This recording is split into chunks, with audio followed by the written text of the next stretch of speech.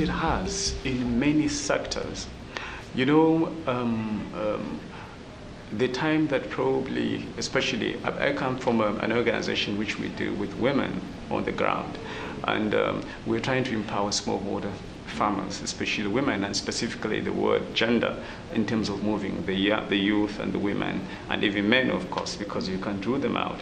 But the way things have been moving in terms of the investment aspect, before the CAADP is signed, or before a country attends the CAADP agenda, there's what they call investment options, which all those will be able to define from A to Z to say what are the investment options that a country needs to attend.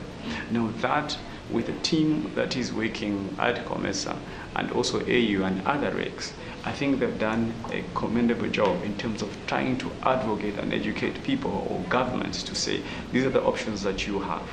Because one time, I remember somebody asked to say, it comes from the Ministry of Finance, I will not mention a country, but they say, why do you want me to put 10% into agriculture in terms of the allocation?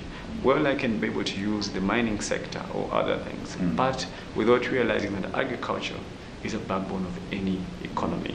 And the fact that now we have a framework that is guiding all national or probably countries within Africa by saying, let's follow this particular agenda, not changing everything, they can do their activities, but aligning them into pillars has really helped in terms of moving forward. So my view, we need more investments, we need more partners to in fact venture in and coming in, probably to see that the agenda really attends.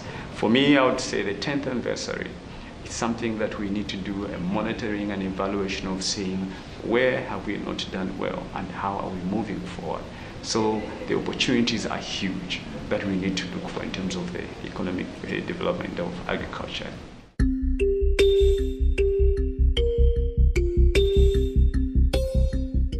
In Malawi, more three-quarters of they are smallholder farmers.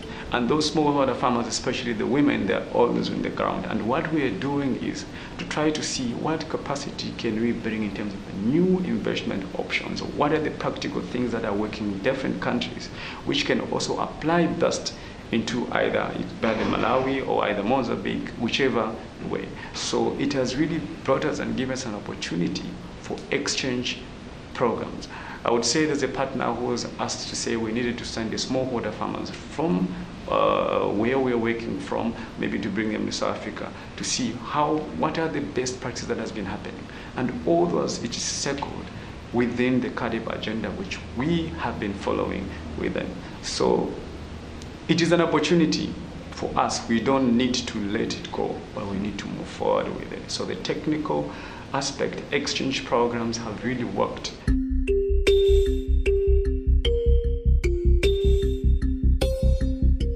Usually we use so many terminologies in terms of when you look at the food security situation within Africa.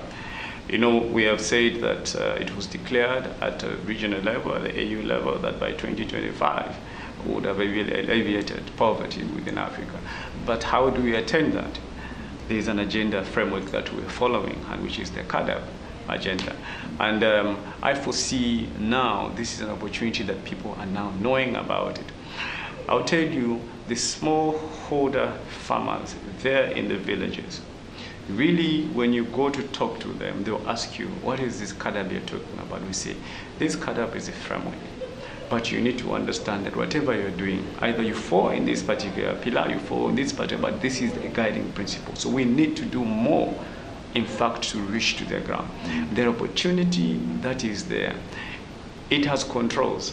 One, I would mention that the fact that we are following the CAADP agenda, it gives us and makes us, in fact, as technocrats, because sometimes we craft a lot of papers and say, no, I want to do this. We are all over the case.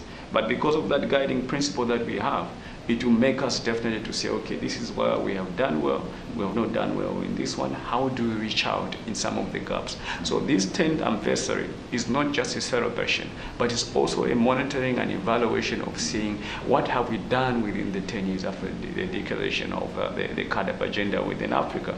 Are we really making impact? Yes, impact is there, because most of the countries, as you heard on the official opening, over 40 countries have signed the CAADP agenda. So we also need to see our government's complying in terms of the 10% allocation?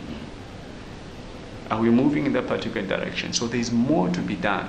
And that now comes back to the technocrats when we sit down. How do we encourage and say, this is where we have put our money on? So this is an opportunity, and I see that in the next years to come, people will start appreciating that CAADP is the way to even make the agricultural situation in Africa and food security to move forward, because that guiding principle will be able to guide us on how we work. Even when you're receiving technical support, somebody really needs to understand.